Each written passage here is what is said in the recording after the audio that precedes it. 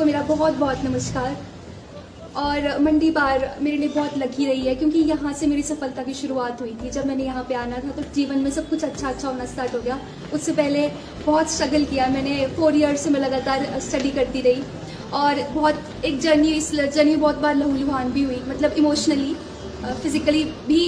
मतलब स्ट्रेस रहता है तो आपकी बॉडी पे असर पड़ता है, बहुत ज़्यादा प्रॉब्लम, इम्यूनिटी लो हो जाती है, बहुत सारी चीज़ें मैंने, मेरे पेरेंट्स ने विटनेस किया मेरी जर्नी कि कितनी पेनफुल थी। क्योंकि हमें दिखता है कि हम किसी कुर्सी पे पहुंच गए, मतलब मुझे भी लगता था कि जैसे मेरी सीनियर एक जज बनी थी, उनसे मैंने इंस्पिरेशन ली थी, स्वाति बरवाल मैम, वो मेरी इंस्पिरेशन थी क्योंकि मेरे स्कूल में भी सीनियर थी।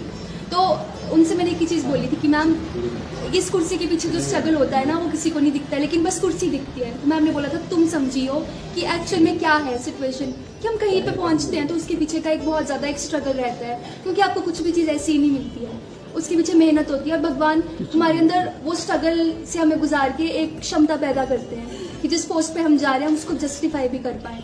तो 4 साल उस क्षमता को विकसित करने में शायद ईश्वर को लग गए होंगे, और आज जब उनको लगा कि मैं किसके कैपेबल हो गई हूँ कि मैं वहाँ पहुँच सकती हूँ, तो वो चीज़ उन्होंने मुझे हाथ में ला के दे दी।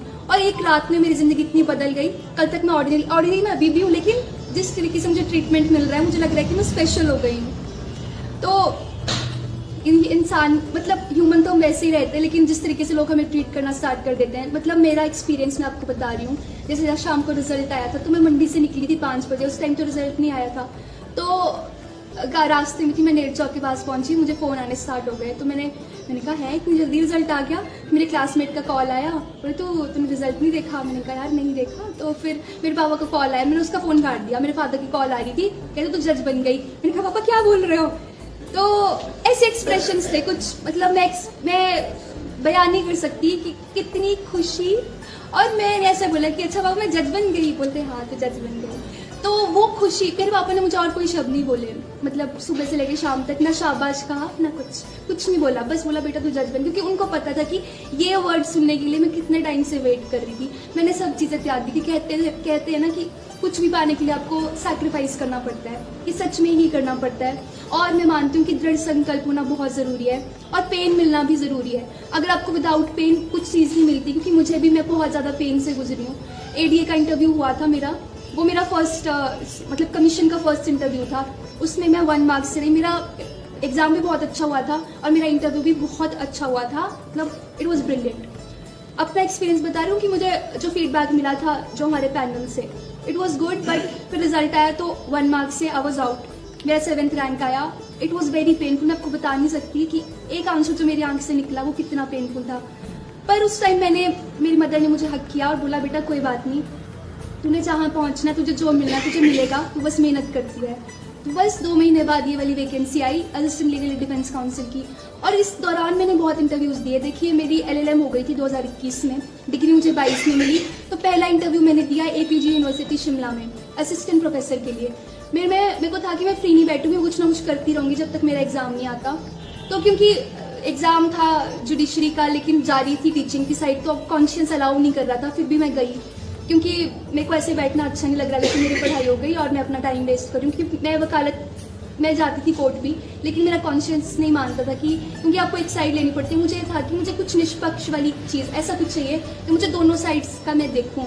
तो मुझे वकालत का शौक नहीं था, अपना सबका शौक होता है। तो मैंने वो चीज़ डिस्कवर की कि नहीं, मेरा शौक यहाँ पे नहीं है। आई ड्रॉप डाउन। मैं जाती रही, लेकिन कोर्ट प्रोसीडिंग्स देखने के लिए जाती थी। उसके बाद जब मैंने फर्स्ट इंटरव्यू दिया, मेरा सिलेक्शन हो गया, बट मैंने वहाँ ज्वाइन नहीं किया। उसके बाद मैंने एक और इंटरव्यू दिया, वो भी असिस्टेंट प्रोफेसर का, चयन वहाँ भी हो गया, मैंने छोड़ दिया। मेरे मन में एक चीज़ थी कि नहीं मुझे जज ही बनना है, पर मुझे डिस्कवर करनी है चीज़ें, तो मैं अपने आप को एक्सपोजर दे रही थी। उसके बाद ADA का एग्जाम है, मैंने दिया, मेरा क्वालिफाई होगा।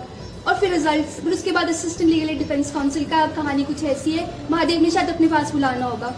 तो मैं बताती हूँ आपको कि शिवरात्रि आने वाली थी, मेरा रिजल्ट आया था फरवरी में ADA का, और मैं महादेव को बहुत मानती हूँ, मेरे आराध्य हैं। तो मैं उनसे कन्वर्सेशन करती हूँ लाइव, मतलब ऐसा लगता है उनको एज ए ह्यूमन मानती हूँ कि गॉड है, पर वो मेरी बात सुनते हैं, मैं ऐसे मानती हूँ। तो मैंने कहा महादेव मैं आपसे बहुत गुस्सा हूँ, मैं नहीं आऊँगी आपके पास। मैं नहीं आई।